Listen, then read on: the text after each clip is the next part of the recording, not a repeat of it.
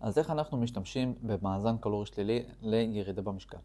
אם את רוצה לרדת במשקל, ואת יודעת שאת צריכה לאכול ביום 1,800 קלוריות, שזה בעצם לקיום הבסיסי שלך, לחיות מה שנקרא. וברגע שאנחנו מורידים לך את הקלוריות, נניח ל-1,400 קלוריות, את כבר במינוס של 400 קלוריות כל יום. מה שזה אומר שהגוף מתחיל להוריד במשקל רק בעצם בגלל המאזן הקלורי. זאת אומרת, ברגע שאנחנו מקזזים בקלוריות, אז בעצם קורה התהליך של הירידה. ואיך זה בדיוק עובד? אנחנו בעצם מחשבים 400 קלוריות לפי כמות שומן. זה בגדול החישוב. אם אנחנו לא יודעים שבקילו שומן יש 9,000 קלוריות, תעשו את החישוב. ככל שהגירעון הקלורי יהיה יותר גבוה, ככה הירידה תהיה יותר מהירה. זה בעיקרון מה שאמור להיות. לא תמיד זה ככה, יש כל